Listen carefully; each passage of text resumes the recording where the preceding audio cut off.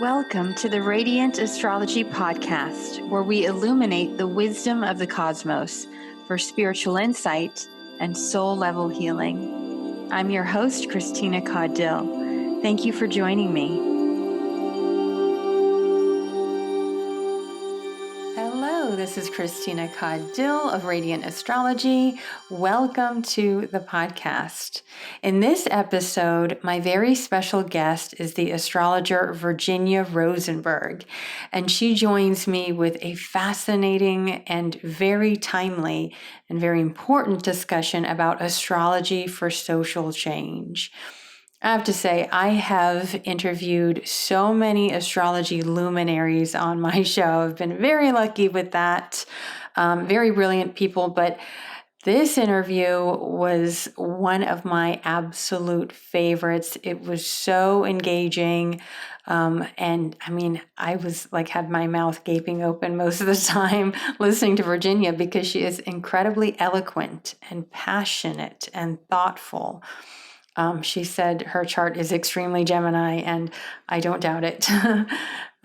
She not only has an incredible grasp of the English language and uses it so poetically, but also you can tell that she's really deeply embodied this concept of being a force for change and transformation in the world. And I know you will enjoy this talk that she gives on the podcast.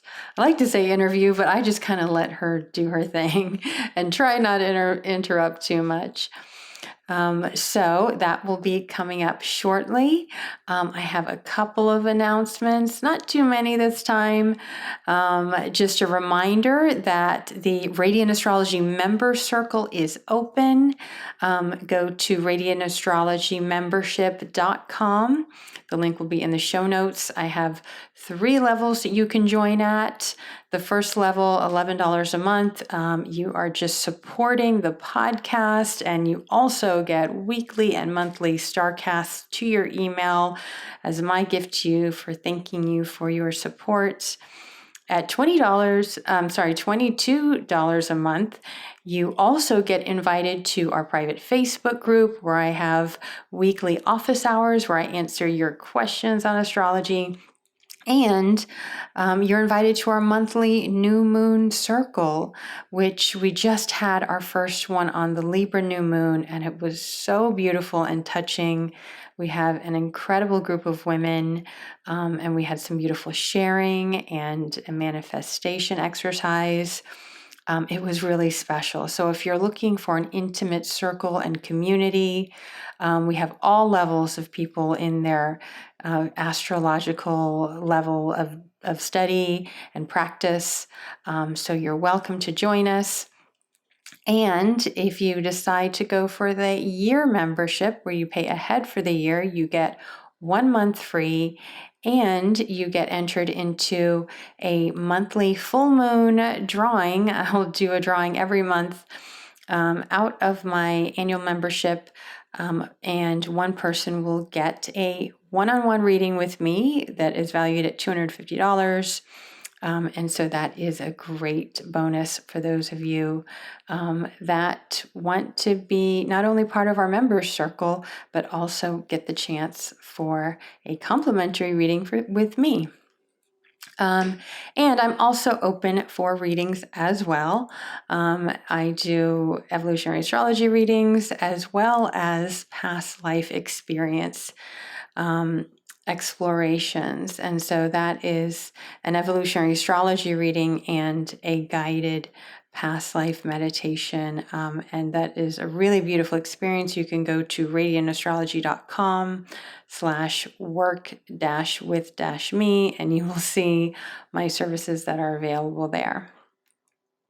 So as I'm recording this, it is Friday, October 4th, and Pluto has recently stationed direct. And Pluto's been retrograde since late April. It feels like a big release. I don't know about you, but Pluto is stationing at 20 Capricorn. And, Pluto is the great eliminator, eliminating that which is decaying and dying. And it's interesting because in my talk with Virginia, we do talk about the Saturn Pluto in Capricorn. And she says that we are in a dying society. And that is just such a profound truth right now. There is parts of our society, the concept of, what our society is about is dying. And I think one of my favorite things that she says in the interview is that, I asked her about what is social change. Does it require us, tearing down these structures? And she said that's part of it. But another part of it is literally just stop participating, just turning away from that which you no longer want to support. And I think that is really powerful too. And especially depending on how much energy some of us still have, continually raging against, injustices or whatever needs changing, we may sometimes find that we're limited in how much we can do. But actually, there's power in just the refusal of participation. And so whatever it is, Pluto in your life is asking you to just let go of. Just refuse to participate, refuse to fuel into the toxicity somewhere in your life. Look where Pluto is transiting in your chart at 20 Capricorn. And this is a renewal, a time to reclaim your power. All right. But before we get into my interview with Virginia, every episode, if I have time, I am going to do my best to read a question from one of my members and their chart. I'll post their chart if I have their permission and answer a question, just a brief one. I mean, there's only so much that you can really glean from a chart unless you have the person in front of you, because I really believe it's a collaborative kind of experience, because the symbols are symbolic of so much. There's so much potential, but you really want to zero in on what is reality in this person's life. But for the purposes of the podcast, I think it's interesting just to see what can we glean from the astrological symbols of the natal chart. And when someone has a particular focus question around it. So my member Tessa submitted her chart. She was born October 11th, 1958 at 2:51 a.m. in Zug, Switzerland. And her question is, what kind of love relationships are best for me? I've been divorced twice. Okay, and so looking at her chart, the first things we want to confirm we have right are sun, moon, and rising. The sun at 17 Libra, the moon at 21 Virgo, and Virgo rising at 4 degrees. And being an evolutionary astrologer, the first thing I notice is Pluto on the ascendant, right? That is just unmistakable. Pluto, the agent of transformation. It's 1 degree from the ascendant, so it's essentially on the ascendant. And that is someone who is embodying it, the agent of Pluto in the world, that transformation, metamorphosis, engaging with others for the purpose of deep change, changing others and being changed by others, being really moved and touched at a deep level. And in Virgo, right? Virgo has that impulse for constant improvement. Not only that, she also has the moon in Virgo, also in the first house. My guess is, a lot of times I see this and someone, likes to take on, and in general, a lot of Virgos like to take on, love relationships, and that person becomes a project to them. It's like, oh, you're perfect. You would be perfect if, you just change some things, or I can help you. You can be better. And, that can actually be satisfying on a certain level, I would imagine, especially with the moon in Virgo. But also, there may even be limits to that satisfaction. You may find, the shadow coming up of this whole Virgo Pisces archetype of the savior and the victim, or, the codependency of one depending too much on the other one having all the answers and, being the fix-it person or something. But really, these victim savior type of scenarios, when we want to save others for their benefit, that we think it is for their benefit, and we end up really enabling them to not really find their own sense of self, their own empowerment. That could be one issue in relationships. But it's the first thing that stands out to me is that Pluto. Oftentimes we see Pluto, in the ascendant of the first house, really has this impulse of like wanting to break free from the past, the deep past. This is a new phase of, this life and this evolution. And there's no going back into the past. And sometimes we often see that, maybe we, with Pluto in the first, subconsciously attract relationships that are meant to be intense and are meant to change us at a deep level, but yet, don't last or aren't really meant to last. Because sometimes relationships or anything that burns really brightly can then burn out. And so there can be this desire for intensity. And then also with Pluto, as we know, it eliminates decay. Once it finds, what needs to be eliminated, and then it's about regenerating, right? The phoenix rising from the ashes. I'm sure she's had many experiences like that throughout her life. Maybe going deeply into a relationship, being deeply changed, and then just feeling something needs to be let go because it's time for me to renew, and for me to even be improved through it, hopefully, if really that Virgo is in alignment with the highest expression of Virgo, which is continual improvement of self, moving toward a sense of purity of the soul kind of thing. Now, one of the things, well, first of all, you can see also there's this huge stellium in Libra, right? She's got the sun essentially conjunct Mercury in Libra, and Mercury is tightly conjunct the North Node in Libra. And then you also have Venus in Libra at 9 degrees, a little further off, but still I would essentially consider it conjunct the sun, and also Ceres in Libra. But what's interesting is they're all in the second house. Okay, so there's kind of a paradox there. Libra is about relating relationships, the other, finding balance and harmony. And especially you've got, the ruler of Libra there, Venus. And it's about attraction, right? And desire. And it's also said the second house can be the house of desire. But the second house is also kind of very self-contained often.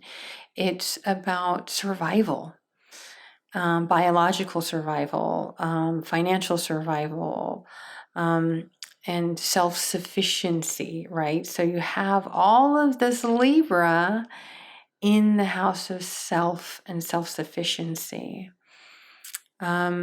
And you kind of, when you look at the second and eighth house axes, the second house can have all this desire, but keep it to oneself. And, the real challenge is to open up and to trust and to take the risk and to bond with others, which is eighth house. Now, her nodes are in the second and eighth, with the North Node in the second. So likely This does show the eighth house, ruled by Aries, that deep bonds can bring up a lot of conflict. And there is also a lot that needs to be released from the past life karma around deep bonds, around relying on another for your survival. And sometimes that can feel like even our emotional relationships are dependent on another for our very survival. And there can really be a growth in the second house to find your way back to yourself, especially, the North Node ruler is essentially conjunct it. So there's a real emphasis on taking time for yourself and knowing yourself and even loving yourself. They often say that the second house is the house of self-love. So has this journey of, having been married twice and divorced twice, has that led you to some experiences of self-love where you're thrown back into yourself to learn again what it is, not just to be strong, not just to be a fighter, which it feels like, that impulse is there too. It's probably served you well in the past, but actually to love yourself and value yourself and know what your true values are for yourself and in partnership, right? And Libra partnerships are meant to be equal partnerships. So finding equality where you can love yourself as much as you love the other. And then we also look at the descendant. The descendant is Pisces. And this always kind of makes me smile that every Virgo rising means their descendant is Pisces. And these are such, obviously polarizing archetypes, with Virgo being about, really detail-oriented and practical, and Pisces, being the realm of dreams, of spirit, of fantasy, and idealization even. And so often maybe there is not seeing others very clearly, or being idealizing them in some way, or even being idealized by others.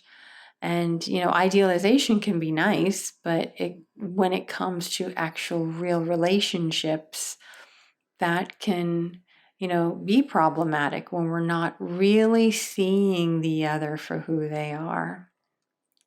I forget who it was, some spiritual teacher who said that when you put someone up on a pedestal and you adore them and admire them and, love them for this image, it's actually an insult to that person because you are not seeing them fully in who they are, quote unquote, faults and all. And it could be that, in this Virgo archetype, wanting to project this inner need for purity onto another, and that elevates them. But, you're bound for disappointment if you're not really seeing the other person for who they are.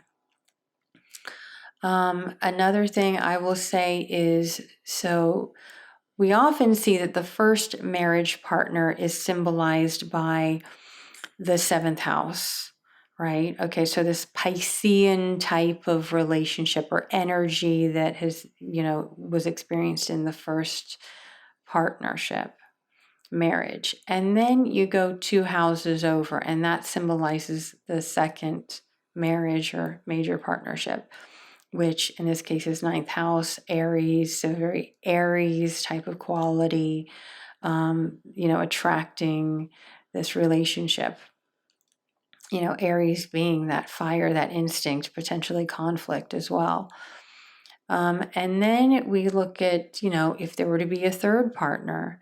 Now I'm using Koch houses, and that is Cancer on the 11th house, right? So that might point to the type of needs that are being invoked in another partner. I mean, I take these as suggestions. I'm not taking these as definitive, predictions, but it does tend to show up this way And so just if we're to imagine, Cancer on the 11th house, community becomes important. Feeling like you belong in community becomes, something that is nurturing and nourishing, and maybe seeking that nourishment. The 11th house is also our long-term vision for our life, our aspirations, maybe not even just for our life, but for the world, for society, so connecting with others, with like-minded others, where you get a sense of nourishment. And they also have similar aspirations that you do, or you connect together in some way that brings you a sense of belonging. And then we look to the ruler of that, again, that goes back to her moon in Virgo in the first house. The moon in the first house is very sensitive to your environment, very, often they say moon in first house is their heart on their sleeve kind of thing, and so really looking at that moon and letting that moon, allowing that moon to be nurtured, maybe not always doing the nurturing all that time, which I would think a moon in the first house often is called to do. And they often say the shadow of Virgo can be being too critical of your partners, critical of others, also very self-critical. But, I think what's important about Virgo and the value of Virgo is, it's being discerning, which can be helpful with, all that Pisces. And, she's also got Neptune conjunct Jupiter in Scorpio. So having a groundedness, knowing what it is that truly nurtures your spirit and soul, and kind of be looking at your networks and friends and communities. Maybe that is a place where you may find a sense of connection and potentially another soul partner or soulmates, in friends. And the 11th house also can be online. I don't want to forget that, online dating. But because it's ruled by Cancer, what nourishes you? Good food, great company, feeling at home with others. That seems like it could potentially be the movement that is calling for now. All right. Well, thank you, Tessa, so much. Again, Tessa is one of our members in the Radiant Astrology Members Circle. Be sure you check out the website if you want to join and potentially have a little chart reading on the podcast as well. Okay. Well, let me get to my guest, my illustrious guest, Virginia Rosenberg. You can find her online at virginiarosenberg.com. And Virginia is an intuitive astrologer and movement artist. Her passion is natural healing of self and society. Virginia believes that we are made to heal, and that healing is a matter of becoming more conscious of and connected to ourselves, each other, and the more than human worlds. She offers readings. She teaches not only astrology, but also Qigong, Koya movement. She leads retreats, classes, and workshops. And she's just all around so incredibly creative. You can also follow her on Instagram, and her writings are just beautiful poetry. She truly has a gift. And she had some really beautiful insights on becoming a mother and how that has helped to inform her, not only as an astrologer, but also someone who is concerned about the future, about our planet, the environment, the climate. And she has some incredibly beautiful thoughts around that. She said that becoming a mother actually gave her the inspiration to understand that our purpose is to continue to create life, and to cultivate life. But with that, I will go ahead and just let her rip. Just let Virginia do her thing. And I hope you enjoy the podcast as much as I have enjoyed it as well. Enjoy. I believe that everything in our reality is infused with life, is infused with vitality, is infused with consciousness. And astrology is just one way for us to interface with that. And as we do interface with it, we can bring the archetypes more alive. And it's sort of like knocking on the door of someone's house, right? So when we speak of the sun through the lens of the astrology chart, I feel like it gives the sun a chance to wake up and hear that, hey, oh, my name is being called. And as that's happening, its influence can grow stronger and brighter and freer and more effective. So it's kind of this idea that like when we neglect things or turn away from things or deny things or repress things, then they really easily die away. And in that dying, they can become toxic. And one way for us to sort of like reverse or transform that effect is just to put our loving attention on those things that have been neglected and turned away from. And so as we speak to and of archetypes and energies and things that exist inherently in life, these forms and aspects of nature, it's also our way of affirming them and bringing them, not bringing them back to life, but acknowledging all of this life that's already been there that we, I think, as a human society have largely turned away from in our project of human supremacy. Oh my God, that's so beautiful. It's like nurturing them, nourishing what's alive within you. It kind of reminds me of what Anne Ortley had once said, that she said every morning she checks in with all of her planets. Something, I guess I don't know, she looks at her natal chart and then just checks in with each planet and makes sure they have what they need. To me, I feel like that would take me too much time. I've got Mars out of bounds in the 6th house, so he's just going from the time the alarm clock goes off. But so I absolutely love that. Before we actually got on, you were talking to me about how you and your partner have a garden and he's out there tending to it today. And it kind of made me think of that. Within us, there's so much within us that needs our, as you said, loving attention. Just to be nourished back into life, to have that vitality again. That's so beautiful. Absolutely. I mean, one of the biggest things that I see in my practice of astrology when I sit with clients is I often say, like, I'm not here to tell you anything you don't already know. And if I'm telling you things you don't know, I'm not doing my job because I'm really just here to hold a mirror to remind you of what the essence of your nature and what the essence of your truth already is, and to clear the noise, because we've all been sold so many lies through the context of the structure of a dying society and a dying out civilization. That's what we're a part of right now, is a civilization that's in the process of dying out.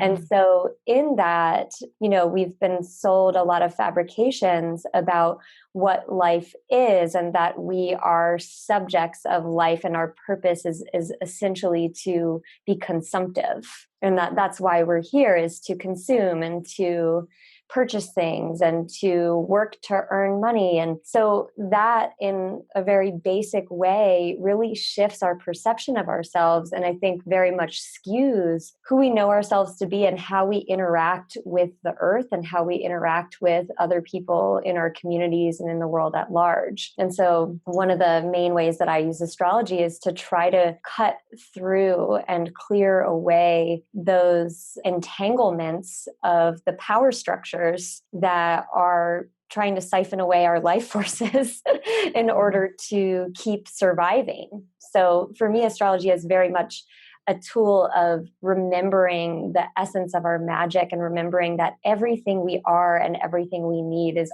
already right here. And we just need to turn towards it and to trust it and to learn that we can be satisfied, and potentially even more satisfied and fulfilled, with nothing external and outside of ourselves. And if we just turn towards that infinite resource that exists within us and in our relationship with the planet. I really get that sense of the validating what people's inner wisdom is, their inner knowing. That is a huge thing. I remember when I first started doing astrology readings and I kept getting, oh, that was so validating. That was so validating. And I kept thinking, am I not doing, am I not doing enough? Until when I had a reading that was really validating to me, and knowing how that really just illuminates all that you've been neglecting. And when someone can have the language to show it back to you and the insight, that's incredibly healing. Yeah, I think it's a really valuable tool because as we continue to learn how to get in touch with that inner knowing and our inner wisdom, then to me, like this is how social change can come about. Because I really believe that we are children of earth. We are part of nature. We're collaborators. We are stewards of nature. And so oftentimes people get stuck or caught up in narratives or kind of like scarcity conditions that are created for us, whether that's by capitalism or whether that's by our parents' expectations of us, or whether it stems from trauma that we've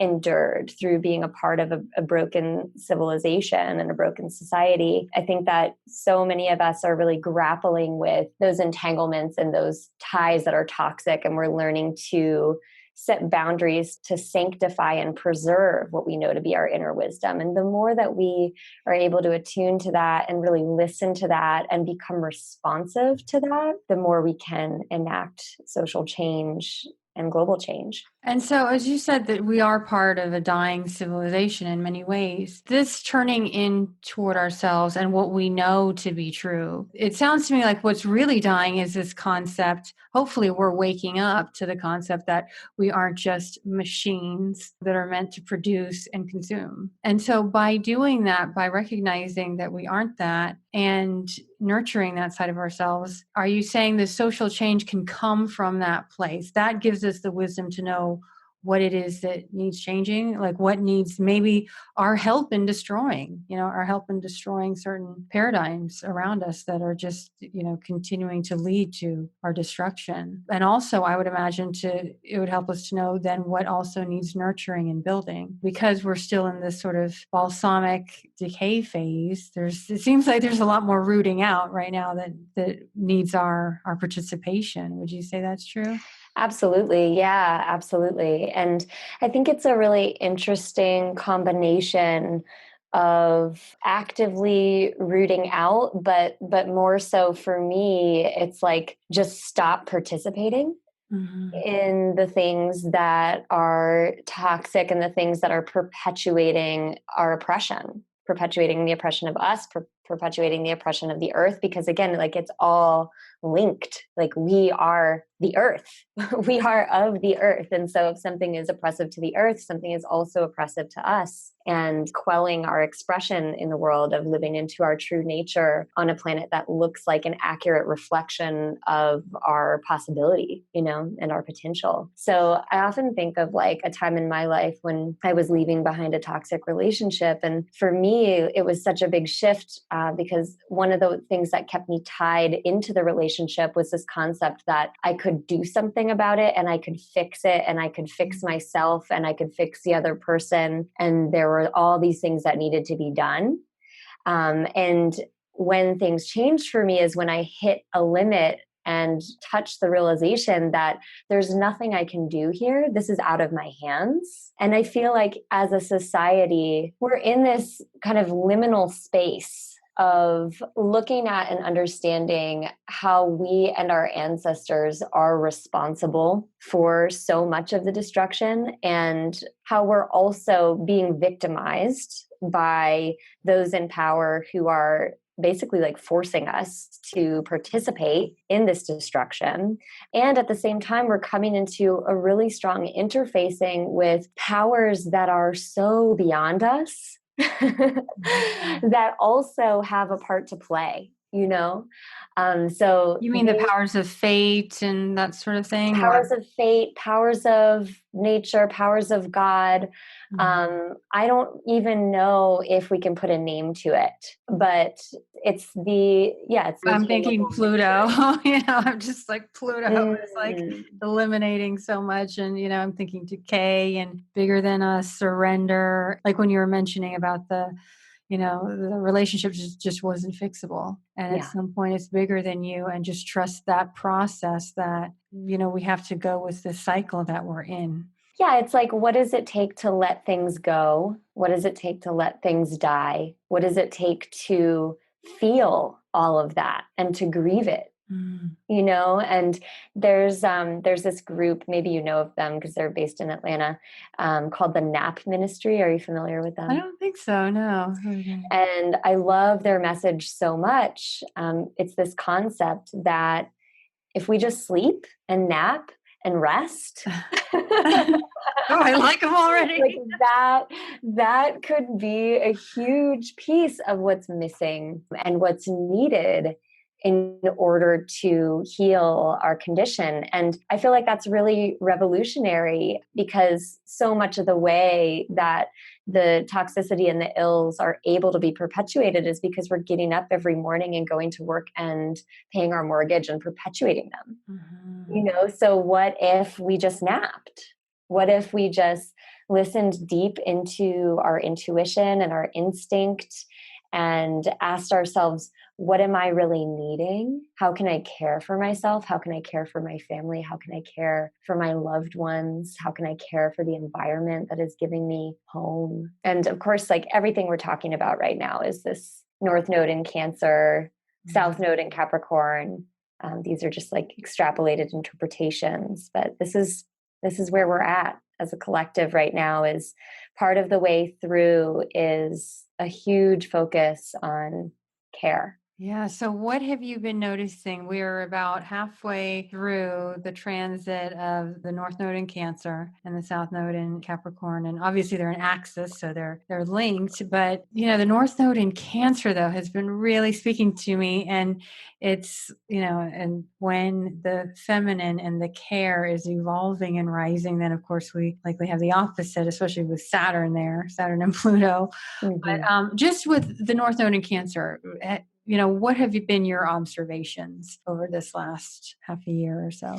Oh, yeah. So many layers. Well, the first thing that comes to my mind is that I became a mother. Oh, yes, that's right. Duh. Congratulations. I know. Thank you. Had emailed you and you're like, oh, I just gave birth to a baby yesterday or something. And I was like, oops.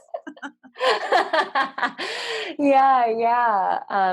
So I became a mother as the North Node entered Cancer, and I feel like I'm noticing a new crop of beings. I feel like, I don't know if it's just because I'm a new mom, but I'm seeing Everyone has been everywhere. saying that. People have. A friend of mine was just saying yesterday, and I've been hearing people say, "Have you seen these babies looking into their eyes, and even little toddlers? They're so wise." And yeah, to be honest, it really restored hope for me and faith for me, because when I became pregnant, I personally really grapple with apocalypse and extinction and climate crisis daily. Like, this is something that takes up a lot of my psychic energy that I'm working with a lot, especially on the spiritual, emotional, and psychic realms. And so when I got pregnant, that came up in even more full force. And through the initiation of my pregnancy, I really confronted a lot of those concerns and a lot of those fears. And what I ended up with was just this feeling that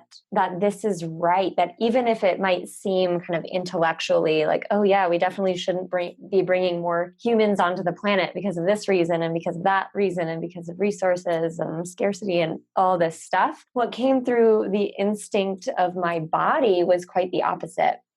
Where it was, our job is not to cut life off right now. Like if that's what's happening, if that's what seems like it's happening on this massive scale, that life is being stymied, our job is not to continue to contribute that. Our job is to keep giving birth to life.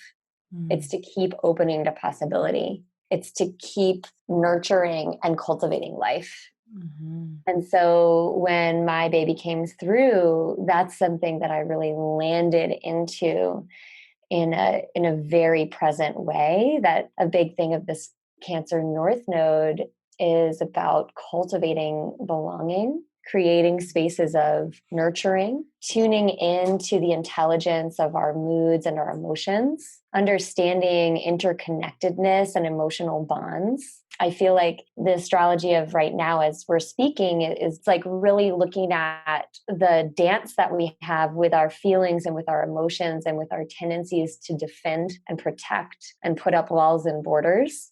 And looking at how can we set appropriate boundaries instead of throwing up walls and borders? How can we live into greater ownership and authority and sort of reparent ourselves on an individual level and on a global scale? Because it's this idea that these external structures, Capricorn, these governments, these corporations, even like school councils, what have you, these boards of directors, these are entities outside of us that we've invested our authority and our responsibility into on our own behalf. Mm-hmm. And now, as a part of this Cancer North Node, with sort of the remembering of the matriarch, it requires us to really feel into our needs and recreate and transform our boundaries so that we can step into ownership and authorship of our environment, of our family, of our home, of our planet. And as we step into greater authority and integrity within ourselves and learn to gain trust in ourselves as stewards and protectors and nurturers of these things, then that's part of what assists these sort of outworn structures to collapse, which is the process that is underway right now. Mm-hmm. Yes. And isn't it amazing? It still blows my mind that just as the North Node entered Cancer, all of those women were elected to Congress, Yeah. to the House of Representatives. I mean, that to me said, okay, it's time for women to step up into leadership. Mm-hmm. So to me, that's a really beautiful sort of integration of the Cancer and Capricorn, that women can still be the nurturers and they can still care and they can still create containers of care and nurturance and also lead doing that. Mm-hmm. I'm very Capricorn, and I've always, seen the value in Capricornian things like structures and, sort of authority and things like that. But now that we're seeing the extreme of it, the patriarchy, and that has always been there, but now that we're awakening to it, and probably because of the contrast, then women are feeling, we need to speak up for ourselves and we need our presence to be known and to be felt in an authentic way instead of just trying to, match the patriarchy with, or, match the masculine with all that masculine sort of energy. But I think we're finding power in the yin and in the feminine. Absolutely. And there's other examples sociopolitically, and you and I are both based in the US, so I really tend to focus on that as far as scope. But, when the North Node entered Cancer was when there was a lot of light being shown on the migrant situation at the border wall. Mm. And we're continuously receiving reports about people who are dying, children who are dying in the custody of the government. Families being And ripped apart. yeah, families being torn apart. Another one is obviously the abortion ban. Mm-hmm. So there's all these tensions and this oversight on women and on families and on the mother-child relationship, and the way that the dominator structures and the supremacist structures are really trying hard to keep the power out of those realms. And it was interesting to me too, and maybe this is personal, but hey, the North Node is in Cancer, so I'll share it.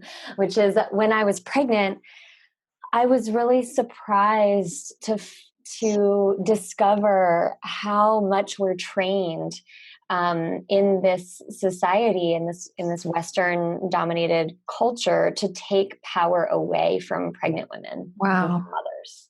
Really?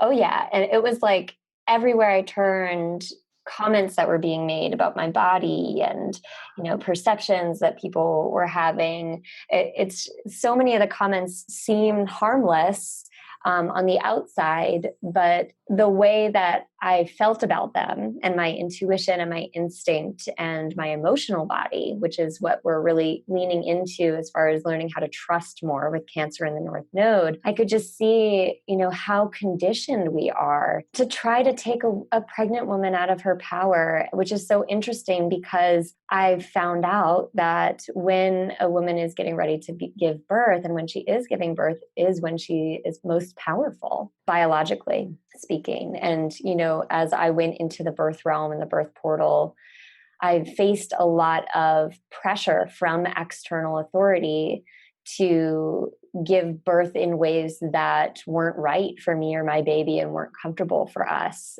So I made some pretty stressful last minute decisions in order to preserve my own power and be able to birth effectively. And the only way that birth can happen effectively, in my opinion, or at least for my situation, I won't speak for birth in general because birth is so mysterious and it looks and feels different for every woman and for every child and for every person who's associated with the birth, because it's not only women who give birth, by the way. But for me, the only way that I could give birth effectively was if I was placed at the center of the experience. And I was able to deeply listen to my intuition and respond to it and have a supportive team around me that did whatever they could to respond to my needs. I think that's a bigger lesson that we're going through as a society and a collective. How do we trust women to be in power? But also, I feel like it's not just women, it's not just mothers, it's not just children either, because of the Saturn and Pluto and the South Node in Capricorn. It's about anyone who's been pushed to the margins by supremacist dominator culture. And just being pregnant and giving birth, like that's nature happening, there's no stopping that really. I mean, that is the power of nature. And for you not to have total say on everything, that does show an extreme to, where we've come to dominating women's bodies. Yeah. Yeah, it's very much in relationship with and a metaphor for how we as humans treat the planet in this current age. But that's what's changing. Thank God that we're actually having these conversations and we're seeing how a priority it needs to be, because how wrong it is to interfere with Mother Nature, Mother Earth, the mother, So in January is when we had the first eclipse in Capricorn. Let me see. That was, it was a solar eclipse in Capricorn, wasn't it? In January 4th. Yeah. So that eclipse season, it was conjunct Saturn. So that was one for me. I started seeing so much of this, how we have such a dichotomy, how we have such a split between the masculine and the feminine. I mean, I run eclipse circles too, and they have been women only. And for the first time, I had some guy sneak in, like change his like Facebook photo and name to something innocuous that sounded like neutral, and was trying to come into my eclipse circle. And I said, well, I'm sorry, but this is only for women. And he said, but my soul is, wants to awaken to the, divine feminine and all this. And it did get me thinking. I mean, I know, women can and do deserve to have their own spaces and gather if they so choose. But I also think it's beautiful that men are awakening to the feminine within. And of course, we have all the transgender is coming up and all these fluid genders and things like that, which, I'm just now kind of learning about. It's not usually that much in my world, but, we're starting to see how it really means so much to someone, how they feel themselves to be, what gender, or sometimes they just don't want to even label themselves in one gender. But this gender issue seems to be coming up a lot too. What do you think? Absolutely. Yeah, I totally see that. And what I am seeing is that with Saturn and Pluto and Capricorn on the South Node, Capricorn loves binaries Yeah. because it also loves hierarchy. And Yeah. binary is one of the ways that hierarchies are able to be created, established, and upheld. So I feel like what we're seeing is part of that externalized authority that we've put in the place of these definitions and these arbitrary rules around binaries, around racial constructs, around class, around anything that divides us from just having a soul to soul, heart to heart connection, which is what the Cancer North Node wants, is like, how can we just move beyond these definitions and these like really rigid ways of keeping ourselves separate from one another, and like realize that we're kindred regardless, and realize that we belong to each other. And that's one of our purposes in being here, is actually to keep each other safe, and to hold each other, and to protect each other, and to help each other actualize our potential, regardless of sort of these arbitrary divisions that have been assigned to us by external authorities, and that a lot of us have, carried into our daily world, because these social structures and the conditioning that comes with them really seeps into our own psyche, and then we become perpetrators of those unconsciously.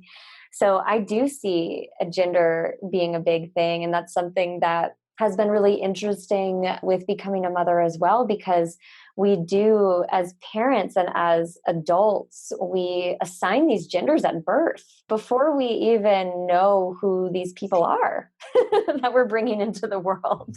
Before we know anything about them, the first thing that we're saying is like, this is the genitalia that I'm noticing, and so this is who you are to me.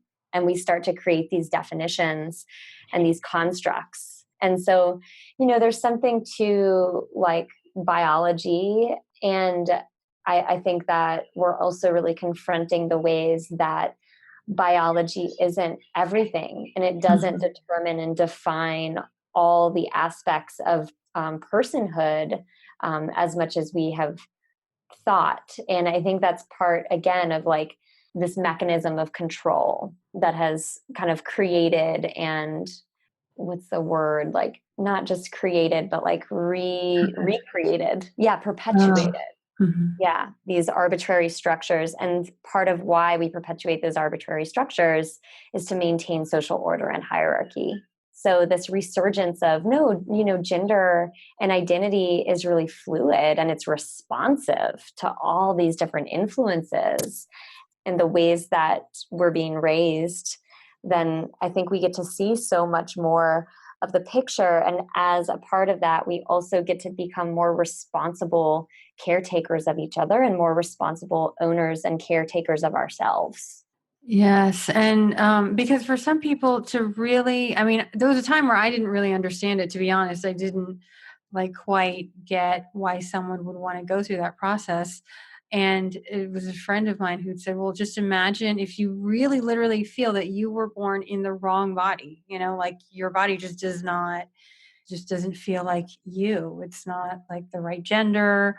You feel like another gender. And then everyone trying to tell you you're the other gender, and you have to fit yourself into I can only imagine that must be just so incredibly painful on a soul level, to not really be yourself and to have a sense of who you really are.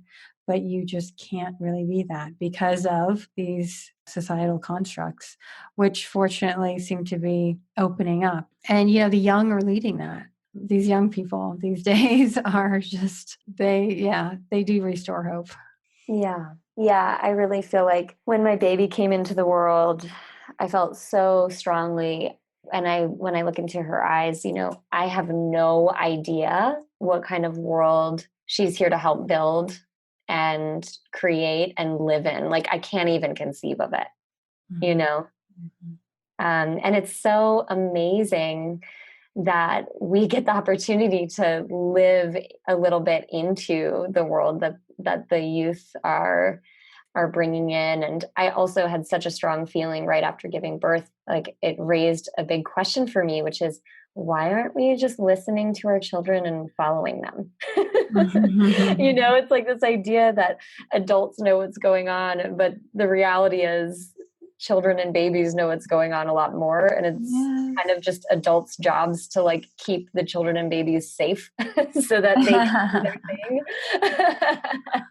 But really like listening to them and following their cues is so important. And it's interesting because that, I think, is almost like a radical idea around parenting these days. Which to me, it's just common sense.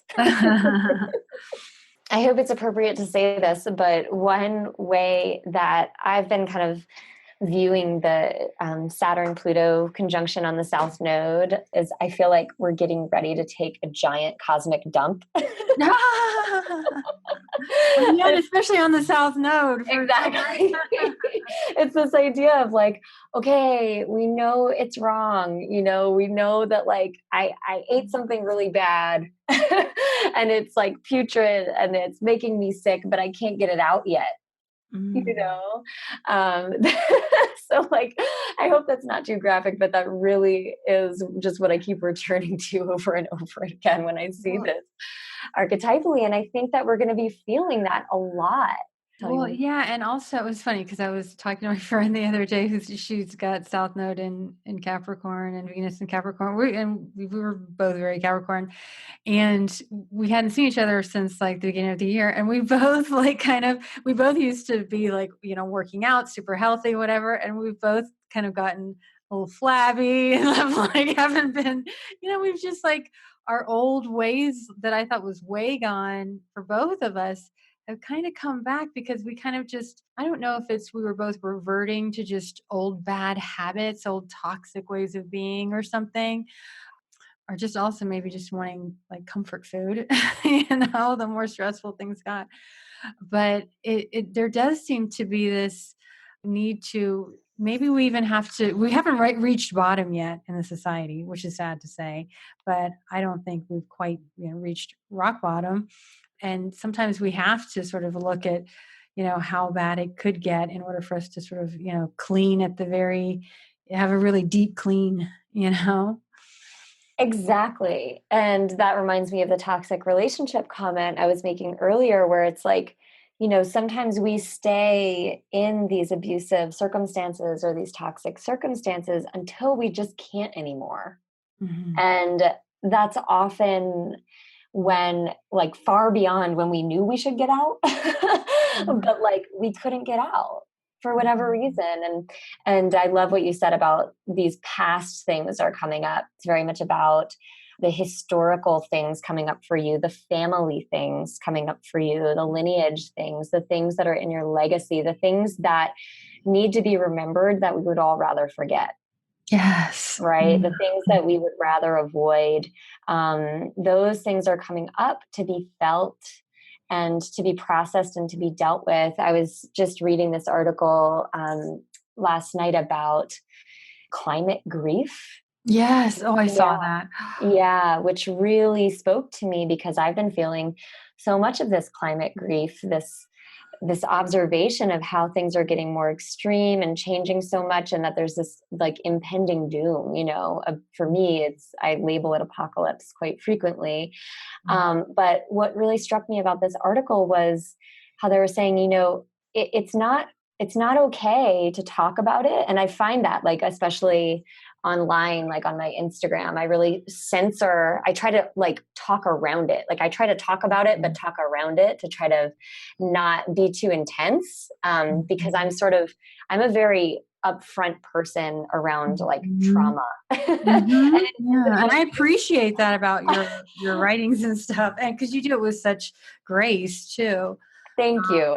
I'm trip the trigger button too much, more than it should. But sorry, I don't want to put people in full blown like reactionary response, but I also don't want to avoid this thing. And I often feel like I avoid it more than I even want to, because I do just want to say publicly, like, hey, y'all, like, let's stop ignoring this and avoiding this so that we can actually confront it and do something about it so that we can maybe have life that extends beyond 30 years from now. Like maybe, Yeah, it wasn't that long ago that I saw that number 2050 being when things can start, the apocalypse can start happening. I'm like, God, 30 years from now.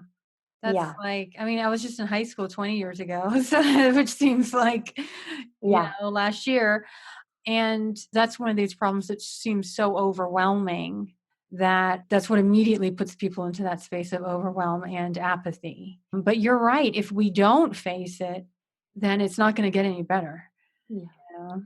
Absolutely. And it is overwhelming and it's paralyzing how overwhelming it is. And what was interesting about this article was that there are groups being held for people to come and talk about their climate grief. And it really struck me on, this is Cancer North Node. This is people coming together to share their vulnerability and their fears and their emotions. And it's this idea for me, like it was this remembering of, oh yeah, when we do that, then we can find our way out. Like when we just come together in our realness and share from a vulnerable place, then the rest of it will work itself out. If we keep avoiding, it's not going to work itself out. Yeah, because there's only so much of the alarmist thing that is useful and helpful. I mean, we do need to know that, the house is on fire, but if the grief is keeping us paralyzed, as you said, then that is what needs to be addressed as well. And the shame around it too. I mean, a group is in Asheville. I do, yeah. Well, yeah, I went there once for a grief ceremony. It was Sombofu Some, when she was alive, and is an African grief ritualist. And I was there grieving my mother's death. And so everyone was there to grieve something. There was like 200 people there because she liked them that size, because that was like the size of a small African village. And we do all these grief rituals, and we say the name of our ancestor, and we say who we're there to grieve.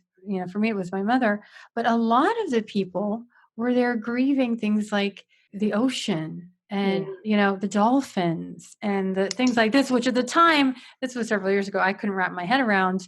But now I get it, because this is all of life. If we truly are connected, then there is something we should be grieving if we're losing out on life on earth. Yeah, and grief is praise. Have you heard of that book, Smell of Rain on Dust? Martin Cartel, or no? Yeah.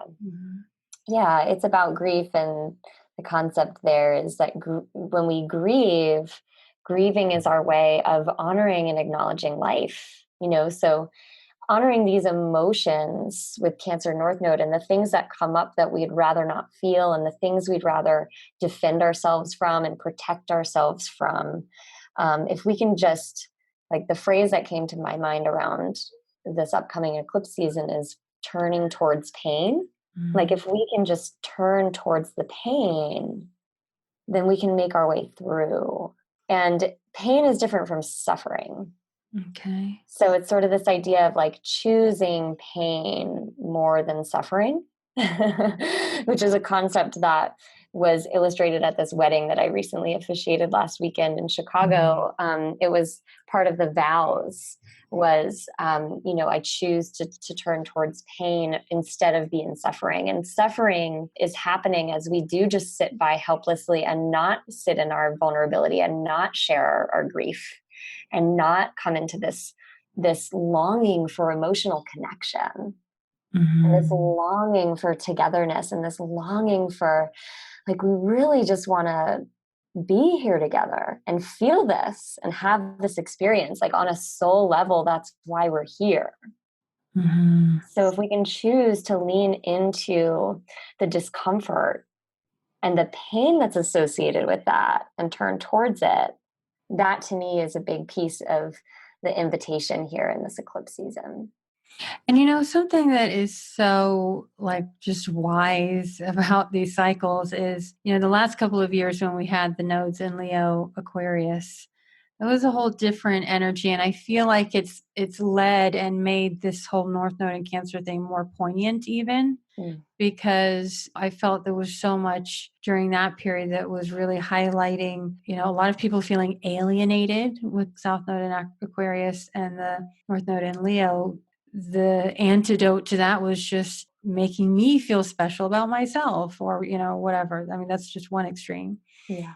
But with the Cancer and North Node, especially how you're articulating it and bringing it to life, is the deep nourishment of just simply feeling cared for, feeling safe, of feeling like you belong somewhere. Mm-hmm. Mm-hmm. And that's possible, but it needs to be cultivated. Yeah. Mm-hmm. Yeah. It's like this realization that, like, do we know how to be in relationship with each other in this culture? Like, has this culture taught us how to be in relationships outside of transaction? Yeah. And I feel like largely the answer is no. And that this North Node in Cancer is inviting us into that learning.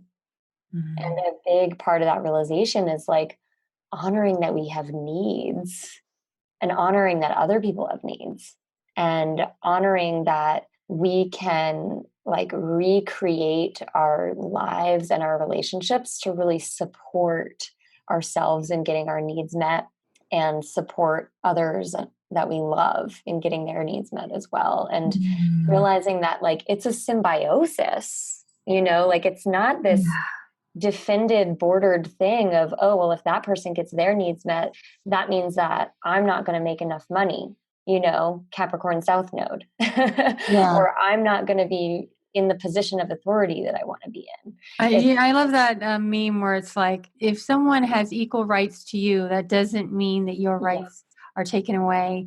It's not a pie. Exactly. It's this understanding that I've come into since I've become a mother that like I need my baby to breastfeed, because if my baby doesn't breastfeed, my boobs are going to explode and I'm going to get very sick, So like it goes both ways. Like she obviously has this need for nourishment and I have such a deep need to nourish her that is physiological, that is biological, that is emotional, that is sentimental.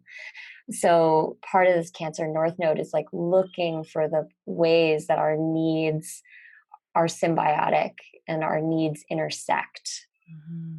And it's so important right now, like what you said, of outside from transactional, do we have any real connections? And I think that's something to really be reflecting on and relearning for many people. Because even if we're willing to reach out, so much of our lives are conditioned by that whole transactional expectation. Yeah, listen to the need to up level and evolve and take things to the next level. Mm-hmm. And to try things differently. And with the Uranus and Taurus, like I really read that as the genius of the earth and the genius of the body is so awake right now. And so just listening to that, and like acting on behalf of that, and going back to what I shared before about, our job is not to like stymie life, but to facilitate its reproduction, to just keep letting life give birth to itself and reinvent itself and recreate itself. And so as kind of stark as some of these realities feel of like apocalypse and the death of civilization, I've really come to terms with the fact that death and birth are one and the same. They're inherently linked, and that there is something on the horizon that we can't even taste. We can't even see it. We can't even touch it. And Uranus is right there, bringing things that if we think we know what it's going to do, we don't know what it's going to do. It's going to do something totally different than that and completely out of left field. So there's all this past and all this history and all this legacy getting stirred up. And then at the same time, there's this deep infusion of spiritual, natural, creative, organic energy that is shaking things up as well. And I like how you said that nature and the body is alive right now. And yeah, sometimes it takes, the very threatening of our survival, that anxiety to wake us up. Mm-hmm. And because our bodies and nature are awakened, then, as you said, listening to them, they should be really speaking so much more clearly to us now, that can really help us to clarify what is our priority around our world. Yeah. Yeah. And I think like the last piece I'll share around that is we're exchanging our attachment to supremacy for becoming listeners to and stewards of innate natural intelligence. So understanding that we don't need to live in dominion, we don't need to interfere with the processes of nature. All we need to do is listen and respond. Listen, hold space, connect, respond. So I think for me, like I've got 5 planets in Gemini. So I'm often like trying to figure out, like what needs to happen. And what I'm realizing is like there's nothing to be like there are things to be done. And at the same time, like they're not coming from a place of force or interference. It's like we're really just here to attend life. That's beautiful. Well, thank you so much, Virginia. You need your own podcast, girl, with all those planets in Gemini, and you were so eloquent and insightful. If you have Thank a you. podcast, I'll be listening to it every week, I promise. Thank you. That's sweet. That's definitely something I've toyed with the idea of. Get that voice out there. And I just love to see how you've blossomed, and as a mother and as a teacher.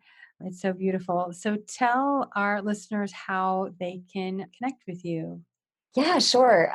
So my website is my name, virginiarosenberg.com. That's BERG. And I write free new moon and full moon forecasts every month.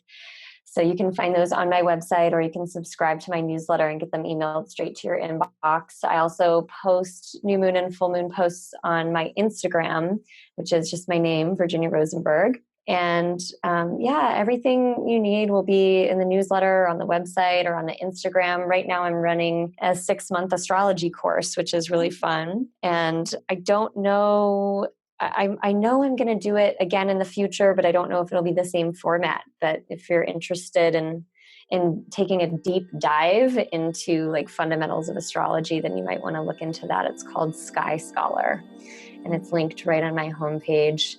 Well, thank you so much, Virginia. I really appreciate your visiting. Thank you so much, Christina. I've really adored talking, so I appreciate you inviting me on.